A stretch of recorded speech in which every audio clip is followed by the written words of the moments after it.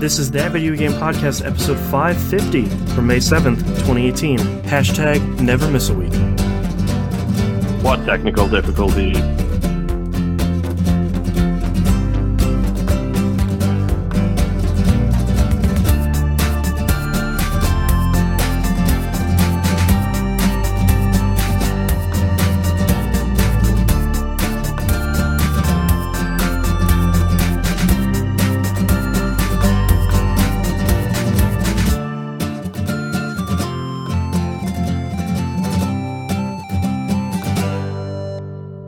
Welcome back to another episode of That Video Game Podcast. I'm your host, Boston. Joining me via our satellite campus out in the TVGP East Coast is Moonpier. Can you hear me now? Can you hear me now? Moonpier is having... Can you hear me now? If you've been in Discord, Moonpier, you probably know that Moonpier has been having very frustrating internet issues all week, so he is joining us via cell phone. And I apologize in advance for any sound issues, but we're gonna do a bit of a shorter episode this week. We'll save everybody's questions for next week. But in the spirit of the show, wanted to give you as much of a show as possible. Yeah. Never miss a week. Whoop, go ahead. I just said never miss a week. That's right. Hashtag never miss a week. Alright, let's get started with what you've been playing. Let's start with the easiest one first and foremost, which is Lego Marvel Avengers. Hey. I am on track. I've pretty much got 100% in the base game right now. The only thing I've got, because I got the season pass, is like 18 packs of DLC. So right. I'm taking them kind of on a piecemeal basis, like just doing one of the levels a day. I do have a bit of a glitch going on right now with my Captain Marvel DLC, but hopefully that will fix itself. But one of the things I wanted to talk about, like normally I probably wouldn't mention this until I get my full gamer score in it, which I am saving the last achievement to be the 100% achievement because I'm weird. Well, I mean, you want that to be like the capstone. Yeah, exactly. That should be the one that gives me that notification that says, you beat this game, yay! Yeah. But I just wanted to mention a couple of things about it, which I think we've discussed time and time again, like how certain things the Lego games do that we appreciate. Like I mentioned it before, and still my go-to example is the achievement I think it's the Lego Marvel Avengers, the Lego Marvel Superheroes game, where you are Captain America and Human Torch, and the achievement is, hey, do I know you? ? Yeah. Because they're both played by the same guy. Little things about this one is it's got the whole space earth thing level transition. I didn't realize it until I was doing it this time. When you do the level transition to Asgard, it changes the loading screen from the clouds on the spaceship to the Bifrost, which is cool. a really nice touch. That's nice. And something that I've noticed throughout the course of the game and kind of wanted to give it a final mention is when you are Iron Man, when you choose the change character button, it goes into a face camera for him. And then all of the suits you've unlocked are basically on this menu in his visor. And depending on what suit you select, it depends on the animation for his suit appearing. Oh, wow. So if you choose, I think it's the Mark 30 suit, which is the suit from Iron Man 2. That's the one in the suitcase he carries around. Right. So when you choose that one, a suitcase gets dropped off in front of him, and he opens it and puts the suit on, like cool. The exact same way. If you choose the Hulkbuster suit, like the pods drop from the sky, and he jumps into it that way. If you choose, like, I think it's the one in the first Avengers movie where he like lands on the tower and it disassembles the suit as he's walking. Yeah. It assembles the suit the other way. Like, it's really cool. That's really cool. Stupid little touches.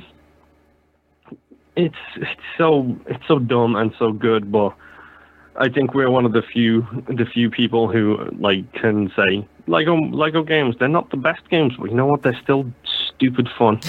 Yeah, like they might not be the best game, but I'm usually having a pretty good time. Yeah, exactly, and that tends to be kind of like, it's always there when I need it to just be like, I don't want to think, I just want to smash some stuff. which usually is the solution in Lego games, is smash everything. Yeah, just break everything. Oh, I can build something. Cool. Yep, exactly. But enough Lego Marvel Avengers for now. Played a little bit more Shovel Knight. That game is crazy, like, in a good way. Like, the music, the art style, everything. Again, not going to say a whole lot right now. Save that for, what is it, 2 weeks away?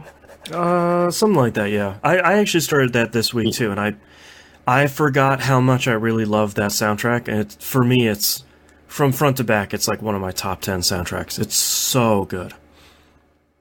Yeah, like, that game is, I mean, not even mentioning, like, the art style and the controls. Yep. Like, that game is genuinely a fun game so far. Quick shout out here for Dead by Daylight as well. The talk on the show managed to convince horror fan T-Bomb Rocks and his friend to pick it up. Oh, nice. So I spent probably about 3 hours yesterday doing some Sherpering and some Dead by Daylight Sherpering, which usually involves getting stabbed a lot. But it kind of made me laugh because they said they played it on Friday night when I was actually in bed. And then all of a sudden we had like 5 successful escapes with all 4 survivors escaping. We had a really good run. Like, who knew it only takes one person who knows what they're doing for this game to actually be, more competitive. Right. But no, Dead by Daylight still super duper fun. I'm hoping I'm going to side door T-Bomb back into Isaac that way as well. So, ha ha ha, ha ha ha. Keep breaking him down. Yeah, as I said to Rob, I said, welcome to the poop house. Yeah.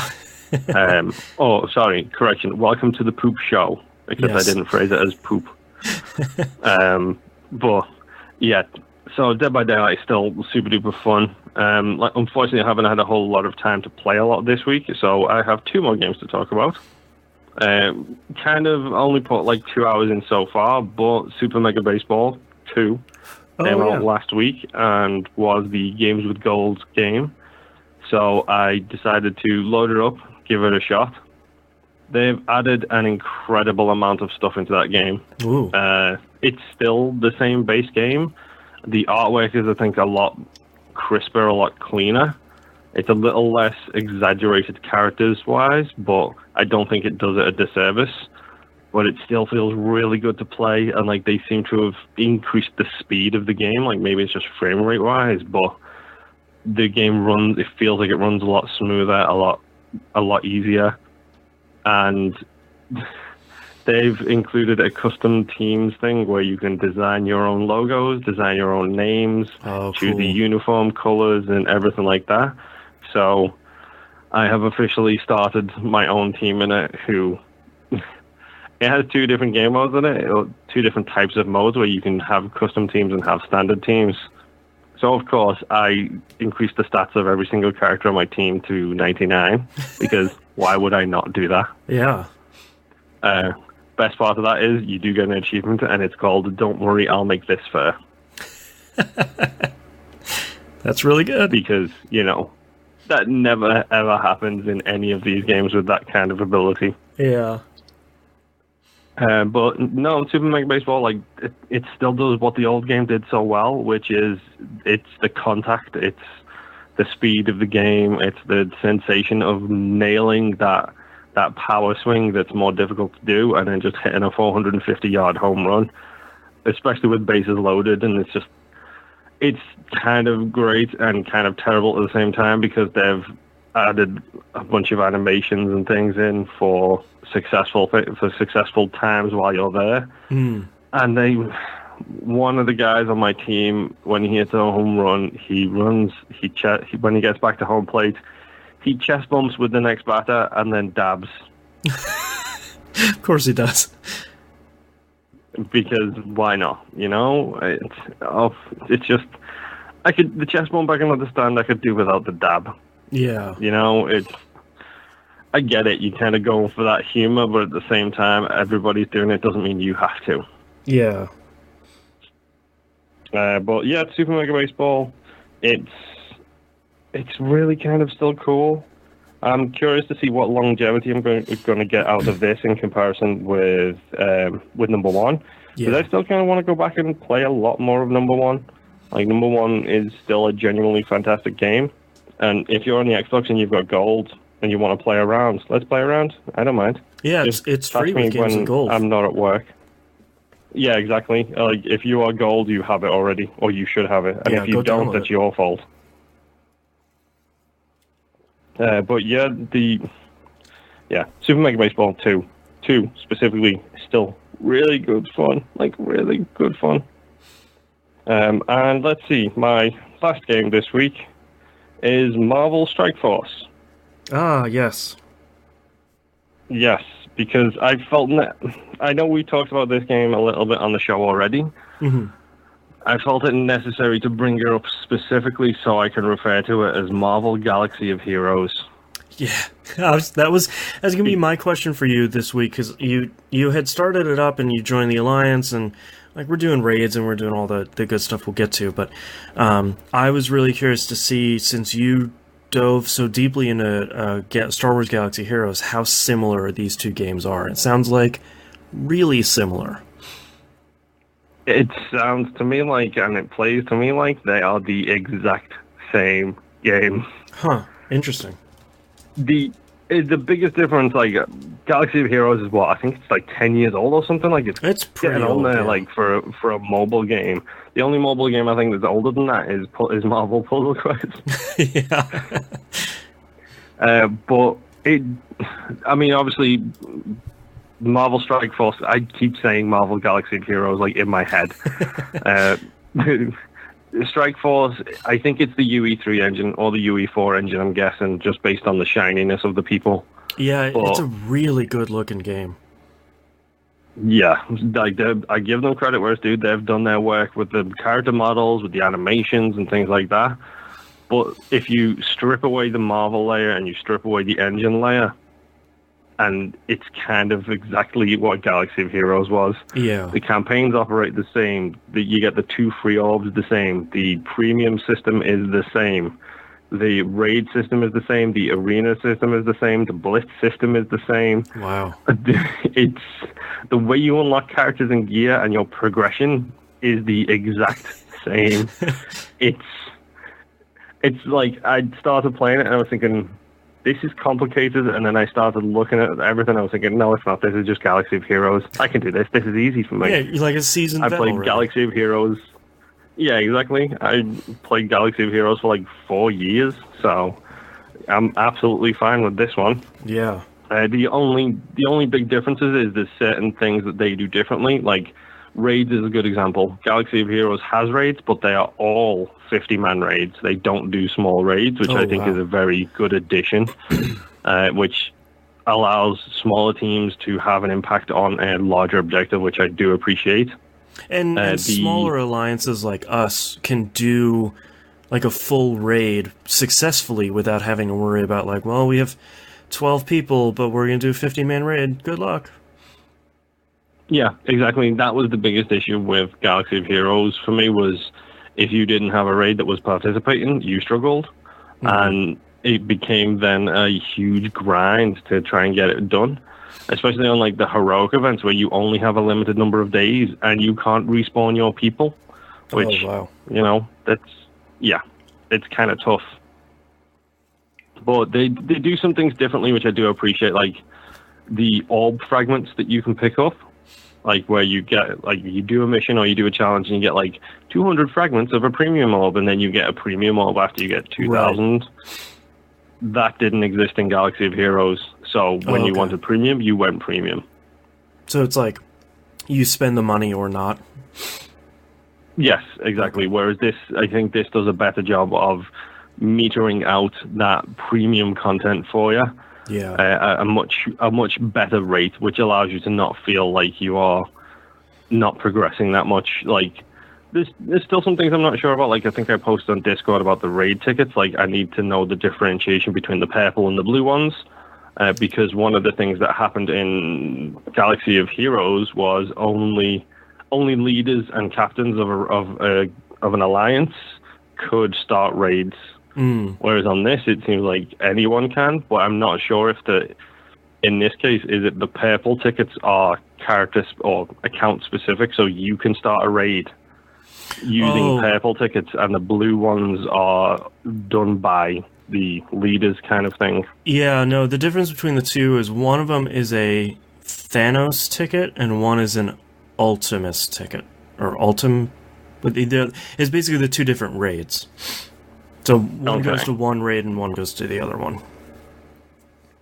Okay, so that should be interesting. But yeah, no, Strike Force, I'm enjoying it. It's very familiar to me because it's giving me that Galaxy of Heroes itch. Mm-hmm. The one thing I'm not a huge fan of is the fact that obviously I've only just started playing this, whereas Galaxy of Heroes, I was playing it for so long that literally the only characters I hadn't unlocked in that game were the fresh ones that they came out with when new movies or whatever came out. Right. So I'm used to looking. It feels weird because I'm used to looking at this system, these ways of doing things, and being like, I've got a team for that, no problem. And in this case, I haven't.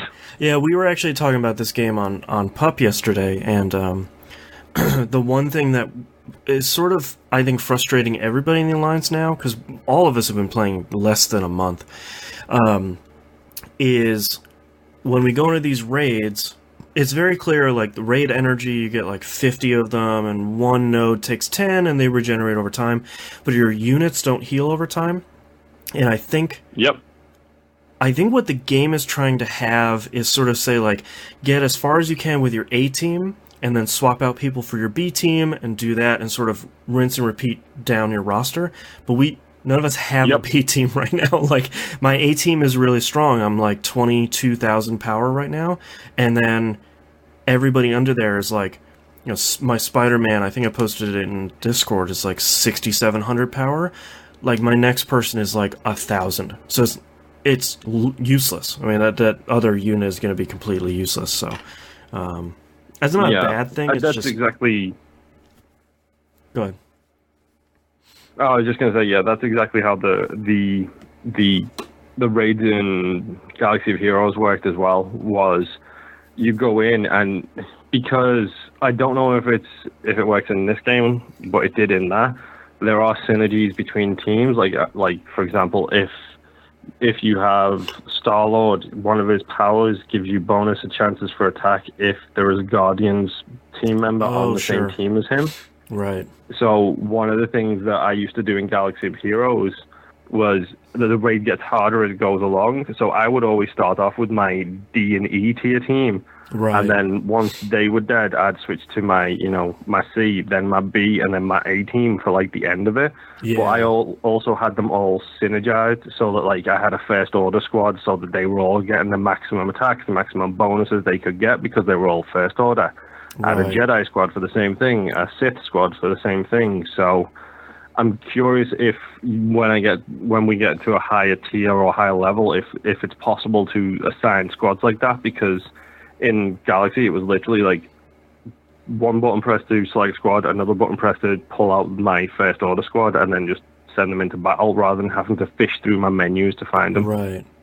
Yeah, I feel like we sort of don't know because we just don't have enough characters yet, but I'm hoping if they don't have it now, I'm hoping they do. Because like, you bring up a great example, like the Guardians of the Galaxy. Like, if you can put 5 of them in one team and they have some sort of synergy between each other, that would be pretty cool. Yep. And honestly, if it's as similar to Galaxy of Heroes as it seems to be so far, that will probably be in there somewhere. Yeah. And since we were just talking about the Alliance, for anyone that wants to join, the Alliance is public. It's called Next Wave Agents of Hate. We have a Discord channel for it that also has the name in there. It's only half full and it's public, so you want to play Strike Force, which I would recommend. Download it and check it out, and ignore the current sales banner for Black Panther, which is a hot $50.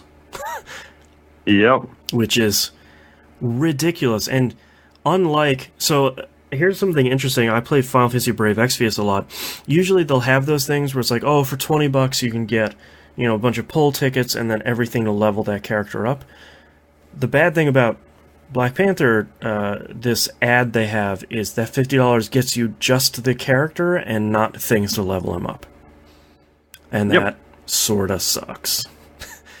That was very much something. I can't remember who it was in Discord who pointed that out, who said the game doesn't feel pay to win, but if you want to pay to win, you sure can. And Galaxy of Heroes was the exact same way. Yep. Where it's like, you don't have to pay to make progress. It takes a little bit of time, but you don't have to. But if you want to, you can drop $3,000 tomorrow, no problem. Have all the characters and have them all leveled up, but I think the point that you brought up with the premium orb shards is really good, because you sort of get those regularly enough that maybe like once a week or once every other week you can pull a premium orb and you'll get some good stuff or get some rare character shards or stuff like that. But it never feels it feels very much like there are non-playing characters or non-paying characters and paying characters, but it never feels like some games where it's sort of the haves and have-nots, where it's like, you're free, so, the most units you can have are like 10 really crappy guys,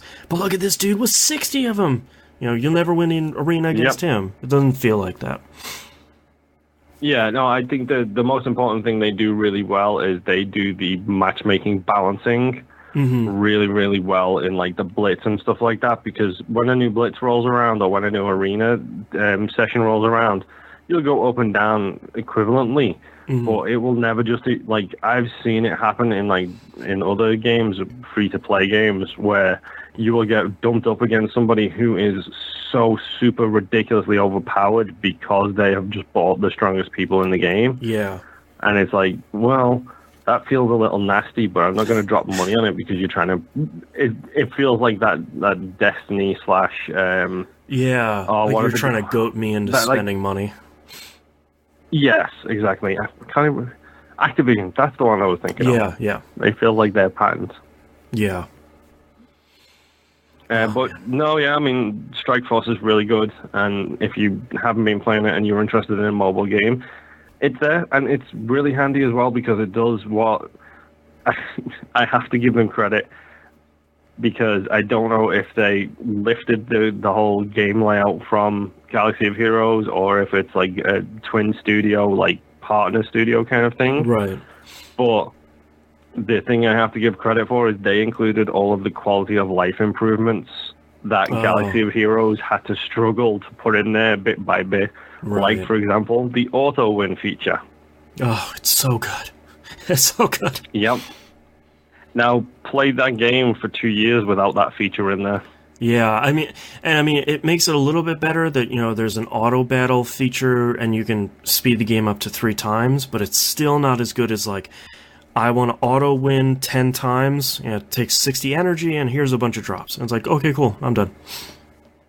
Yep, exactly. It's it's a great QOL feature that I'm glad they took all of that stuff as well as like the base game kind of thing. But yeah, Strike Force is really good, and that's all I've been playing. So if there's nothing else to say on it, I'll move on to the rest of my list. I really quickly I platinumed God of War. Obviously no spoilers. Of course you did. This is my 29th platinum, I think it was. I was sad to see that game go. I really had a ton of fun with that. I will recommend something that we actually talked about between breaks on Pup yesterday, because it sounds like Musim's show, the Carousel Podcast. Find it at thecarouselpodcast.com. They were talking, and his co-host felt like they were going to sell an additional ending as DLC, sort of Asura's Wrath style. But I disagreed because this is not a spoiler, I promise. At the end of the game, they sort of dump you back in the open world, and your son says, well, we could really go ahead and do anything, or we could go home. Wink. So the game repeats that maybe a handful more times, like when you get out to the Lake of the Nine, it's like, boy, there's still a bunch of stuff we could do, or we could go home and rest. So I wanted that to be the last thing I did, and you get a sort of an additional little ending when you do go home at the end of that. That sort of teases and leads into the next game. So for anyone that maybe feels like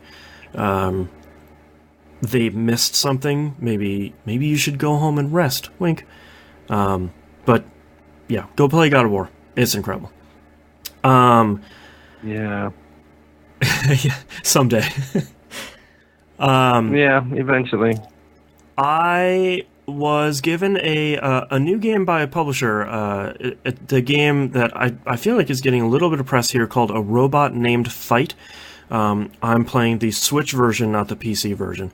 The press release touted itself as a Metroidvania roguelite, and I thought, well, that sort of smushes together two things I really like, so I almost feel like I have to give this game a shot.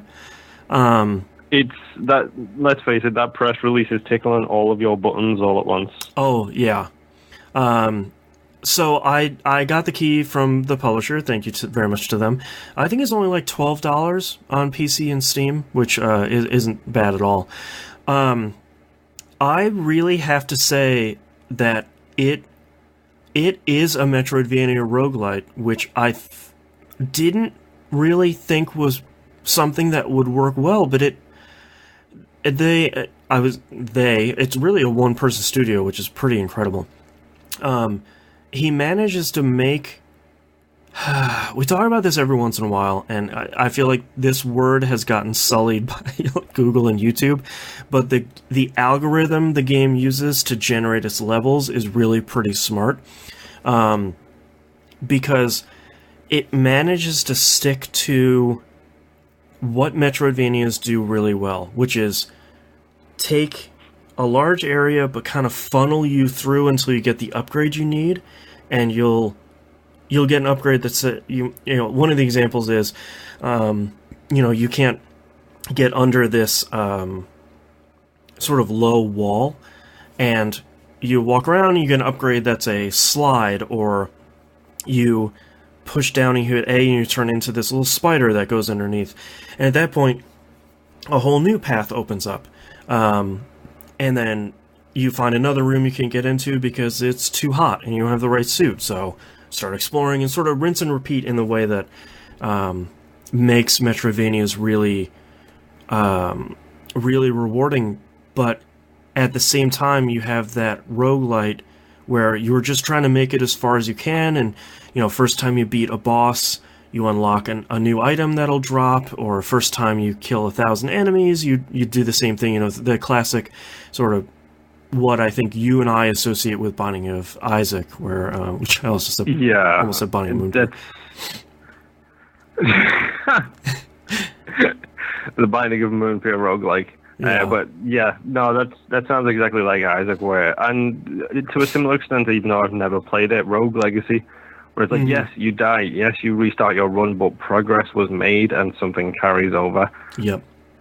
Yeah, and a lot like Rogue Legacy, you're going to have similar elements. Like you're sort of going to go through this first section, fight a boss, go through another couple rooms, and then you'll get into another section. Like the first area is kind of a space dock area. The second area is caves. Third area is the factory. That's about as far as I've made it on the maybe 15 or 20 runs I've done so far, because I'm not like most roguelikes. When you start it, you're not very good because you're learning the controls and the rules and what items do. So most of the time I'm doing maybe a 20 to 30 minute run that ends up with me dying at the second boss. I've gotten past it once and got into the next area. But I think my only criticism of this game so far is that it's a little too reliant on breaking walls. It feels very much like it's influenced by Super Metroid in that regard. Yeah. When you say breaking walls, do you mean breaking the fourth wall, or are we talking about actually breaking walls in the game? Actually breaking walls in the game. Like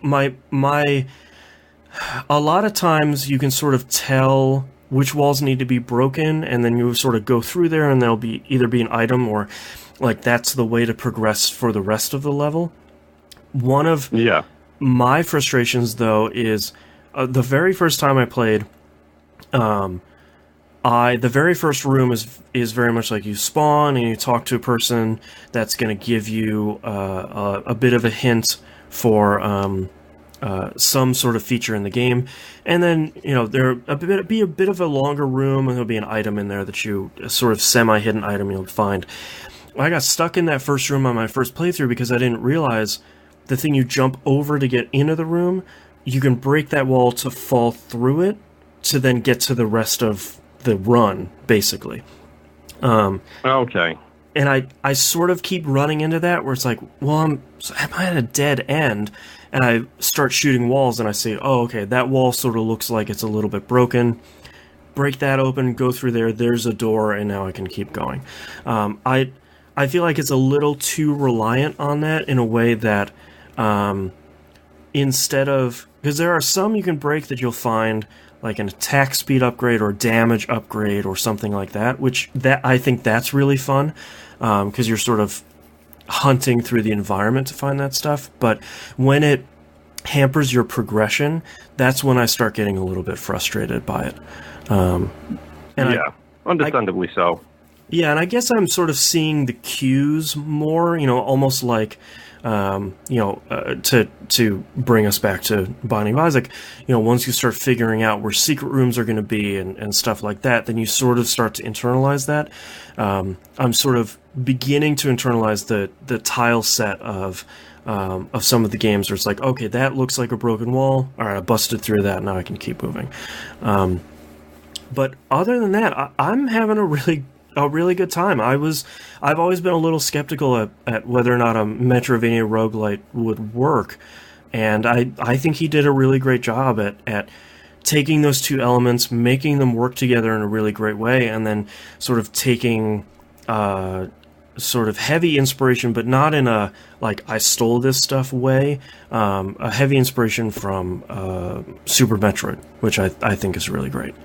So it's a robot named Fight. It's out now on PC and Switch. I think it's really great. As someone who really likes Metroidvanias and really likes roguelikes, I'm impressed that the marriage of the two, the chocolate plus peanut butter, worked so well. So go check it out. Yeah, that's definitely something that can fall apart. So I guess I now have this game on my list of more games I need to check out at some point. Yeah. If you're in Discord, you've probably noticed me sharing code snippets. I decided I've done enough Pico 8 tutorials that I would start my own game, and I have I'm now they call it MVP, a minimum viable product, on my my new game Skull Dodger, where you'll be surprised you dodge skulls. Really? Yes. It's I'm not great at naming. I'm also finding out I'm really not great at drawing sprites, but that's a separate problem. I'm having a lot of fun just making these little tiny games. I have learned a whole bunch about this platform and how Pico 8 does its stuff. Eventually, when I have it in a better place, I'll put the game up so people can play it, because right now I have the source code. It is open source. I have the source code checked into my GitHub, and I'm just Jansen on GitHub if anyone wants to look at it.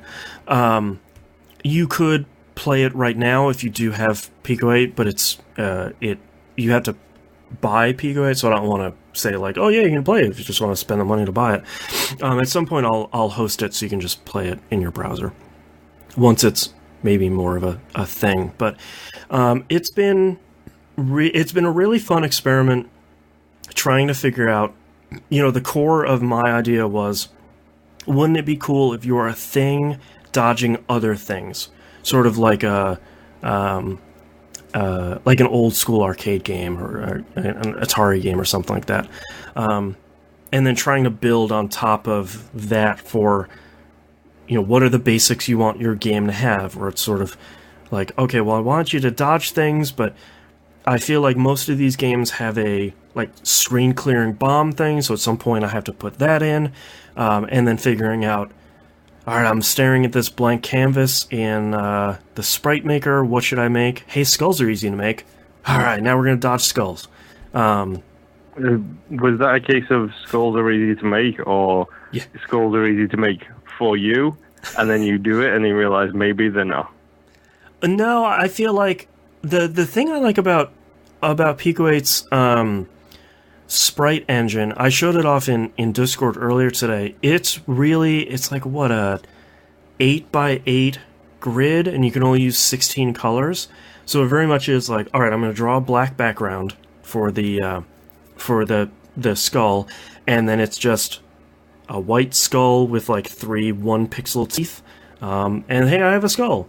Because if it was difficult to draw, I probably wouldn't have figured it out. My art is not a natural talent of mine. But No, me neither. I'm sort of having fun. I haven't had a lot of time to work on it. That's why that's a major reason why I'm checking it into my GitHub repos, is because I can share that stuff between machines pretty easily.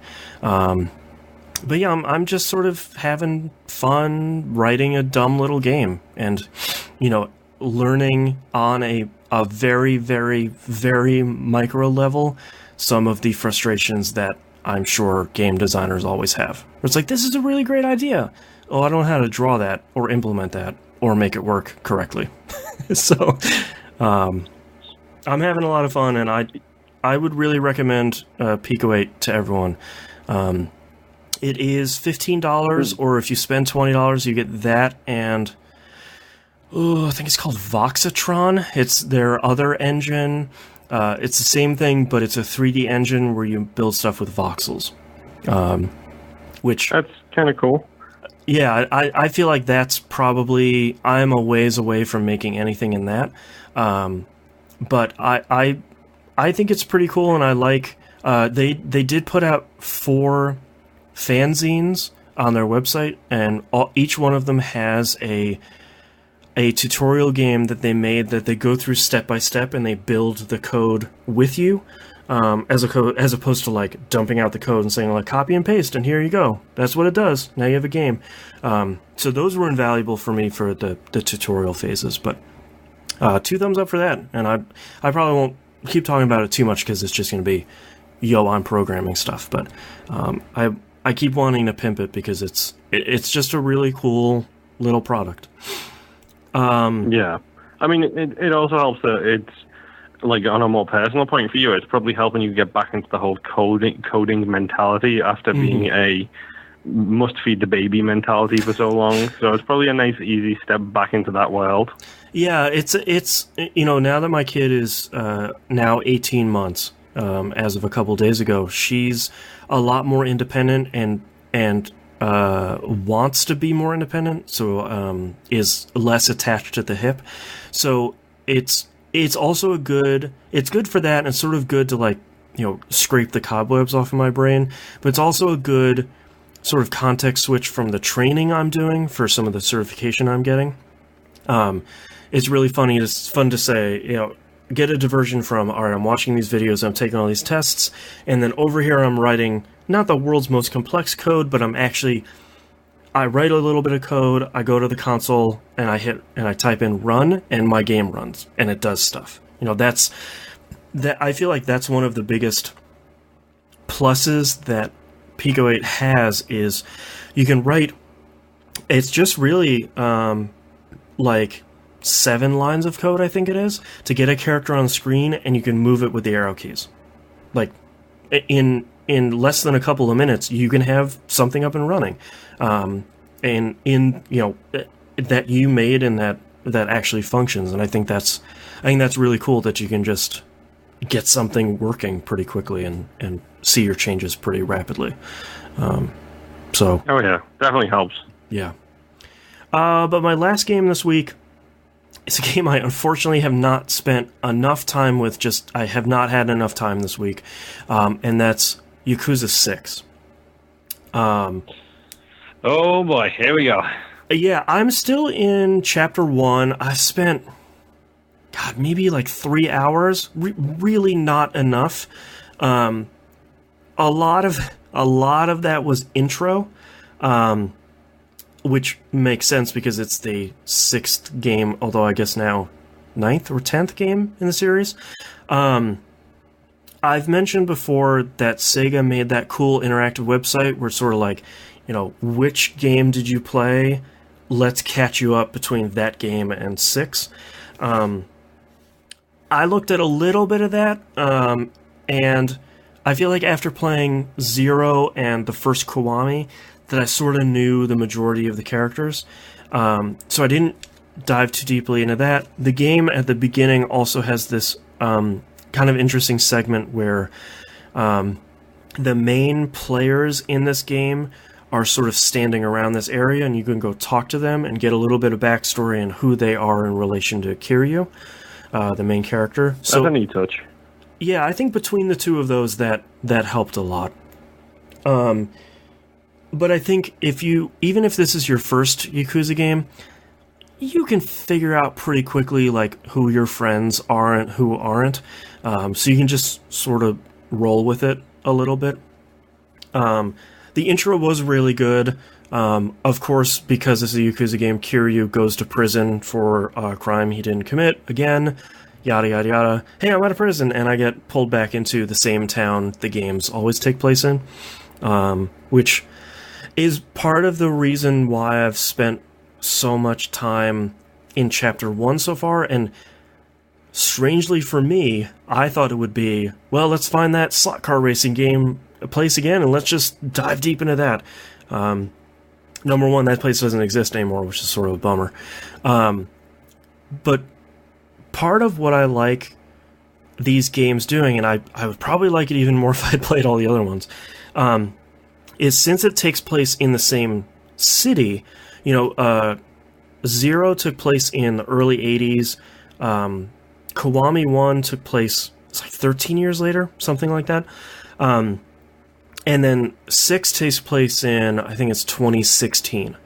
So it's been really cool to see this town. Like the evolution. Yeah, because like the bowling alley is still there, and Millennium Tower is still there, but they're all different. They've all been sort of time has progressed, and it's really cool to see that the whole town has progressed at the same time. But there's your normal store, Don Quixote, is there, and it's still sort of the same layout and sells the same stuff. But there's a lot more stuff in town. A lot of my time has sort of been, look, cool, here's a Sega arcade place. Let's go pop in there. Oh, they have Puyo Puyo and Virtua Fighter 5. Let's play a little bit of that. Spend 5 minutes with each. So that's been sort of the majority of what I've been doing. I'm probably going to start pushing on the story pretty heavily because I really want to get to 2 things that I think I'm really going to like. One is the what do they call it? The clan recruitment, clan something. It's basically like you build up your own little crew of thugs and ne'er-do-wells, and you fight against other crews. That sounds really good. It's the Peace Walker Mother Base thing, and it's the kingdom building from that game. I can't remember the name of it because my brain hurts. That's the one. Thank you. And then the other one is the baseball management sim, where you get to be the manager for a kid's baseball team. And you don't play the game, but you do like the recruiting and the AI and all that stuff. So that's going to be really dangerous too. Yeah, that sounds really, really dumb until you take into account it's a kid's baseball team, and then it sounds like it could go really stupid really quick. Yeah. And like they have the batting cages are still there, so you can still do like home run tournaments, and you can still do a lot of stuff. But I feel like I should continue focusing on the story at least until I get that stuff unlocked. And from what I'm seeing, by the time you get that stuff, you sort of have the majority of the side stuff unlocked. So that's all right. 3 things I have here in my notes that are interesting to sort of wrap this up. No, there are no loading screens when you walk into a building or like get into an elevator or sort of switch to a different area. There are loading screens when you there's no loading screens when you start a fight either, which is really great. There are loading screens sort of when you load the game, of course, and when you're starting a big mission or stuff like that. But being able to have a lot less loading screens just as you're playing has been really, really cool. Yeah. The new leveling system is really interesting. In Zero, you spent money to level up your skills, which I thought was really fun since it took place in Japan in the 80s. Kiwami had very much like, you beat this battle, you got 10 experience, now you need 100 to level up this thing. In 6, they do this different thing where you have 5 categories of experience, and it's like strength, defense, charm, spirit, something like that. And you're sort of taking, for a skill in your list, you're taking at least one, if not more, sets of points from those pools. And it's interesting. It's pretty cool, and it seems to have replaced the completion points system of the previous games. They might have done that in an earlier game, but I don't know that much about it. But so basically, for anyone that hadn't played, the completion points is like play arcade games 5 times, you get 1 point. 15 times, you get 2 points. 50 times, you get 10. Something like that.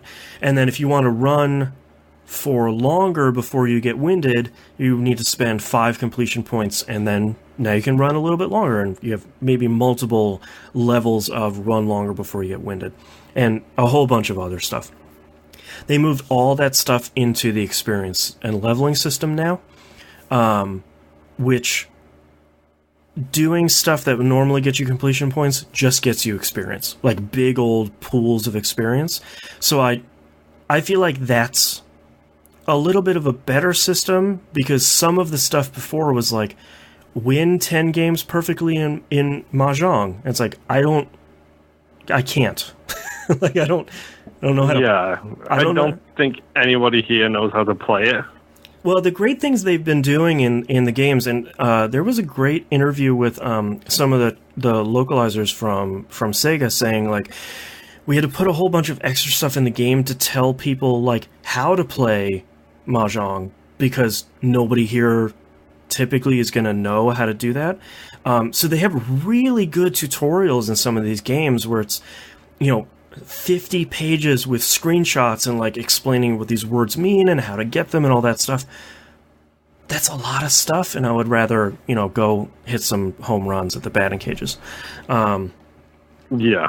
But I think that's a really cool system, and I think that for me that makes it, I feel less pressure to kind of see and do everything, because I'm not really missing out on a bunch of experience now, because you even get experience now for eating food at restaurants. So if you just want a little bit of experience to sort of like push you over to the next level, or like the next skill you want to get, just go have like a couple of hamburgers and a beer, and like you'll get 100 experience. So that's been pretty cool. The only negative I have so far of it is it seems like there are less subtitles in the game overall. There aren't important things, but it's things that have been in there in the other 2 games I've played, where it's like somebody yells at you at the street, but in other games it'd be like, hey, go get that guy, or hey, like, hey, what do you think you're doing? That stuff is gone, and like his reaction to eating food, that doesn't have any subtitles, which 99% of the time it's going to be, oh man, that was really good, or delicious. So not crazy critical stuff, but I feel like because I don't speak Japanese, I almost have this like nagging thought that maybe I'm missing something. Like maybe this is the dish he eats and he's like, that was disgusting. Like I don't want to eat that again. Yeah. But not the biggest problem because the translation that's there is good. There are no, misspellings, no grammatical errors, anything like that. There's just like a little bit of stuff that is missing, which makes sense because they're putting out, 14 of these games a year to catch up. So at some point, something's got to give. But so far so good. I'm happy that I've jumped into it without too much too many issues, especially with characters. Playing Kiwami, I think, helped a lot because a lot of those characters showed up in the first one, which is really great. But that's all I've been playing. Before we finish the episode, we just have 4 quick releases to talk about, mostly because I want to talk about the last one. Releases for the week of May 7th, Pillars of Eternity 2 Deadfire comes out PC, OS X, and Linux this week. We had a little bit of confusion about this on PUP, but this is the sequel to Pillars of Eternity. This isn't the first DLC for the second game. So I made sure to look that up. Steins Gate Zero comes to PC. I think it's primarily on Steam. I talked about that, I think it was last year. Yeah, it was. You talked about a lot of Steins Gate. Didn't you play like 3 of them or something? I also played. Oh, what was the other one?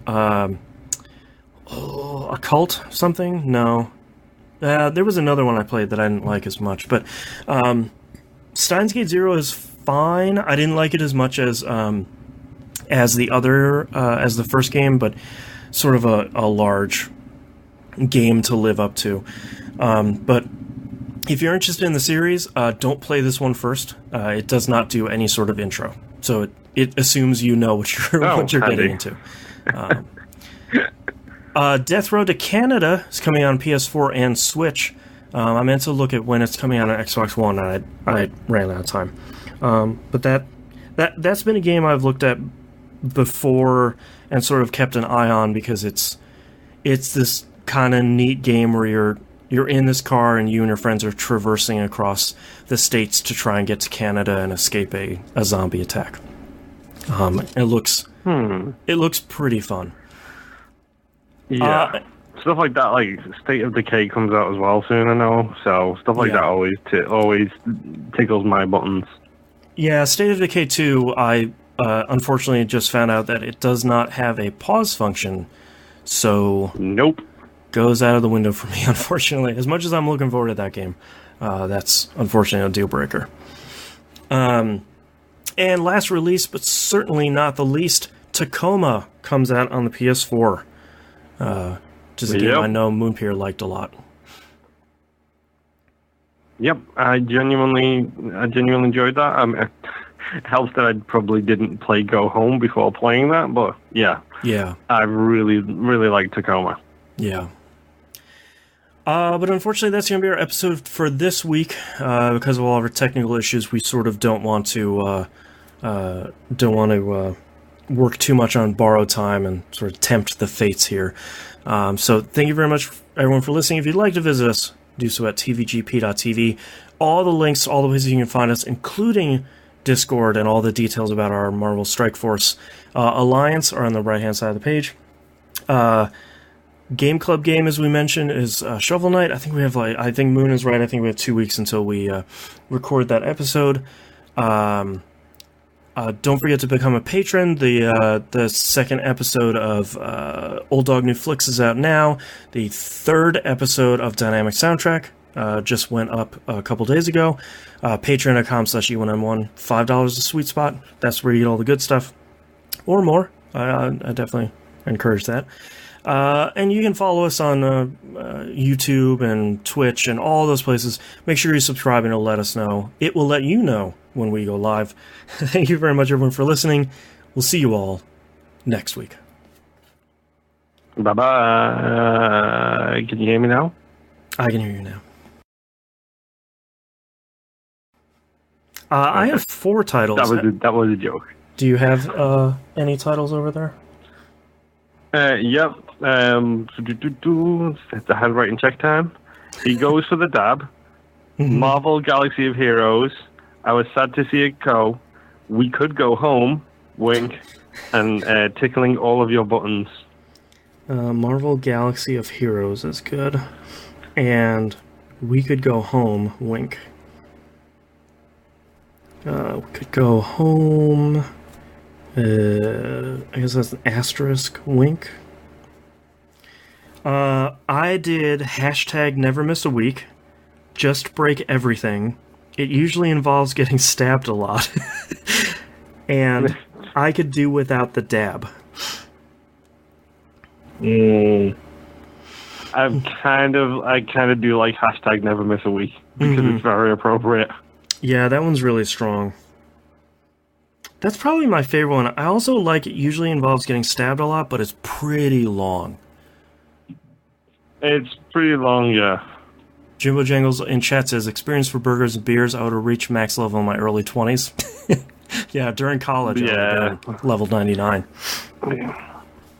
Burgers, yes. Beers, not so much for me. Yeah. Alright, I'm just going to do hashtag never miss a week, because I think that's pretty funny. Yeah, and it's definitely appropriate. I mean, let's face it, I'm on a cell phone right now. Come on. Yeah, we're making... the next thing is you fly a string and a tin can out here to California, and we just hold it up in front of our mics. Yeah, I'm not gonna lie. I kind of do wish that I had one of those plug-in old school big handsets, so I could actually pretend like I was using a rotary phone. Right.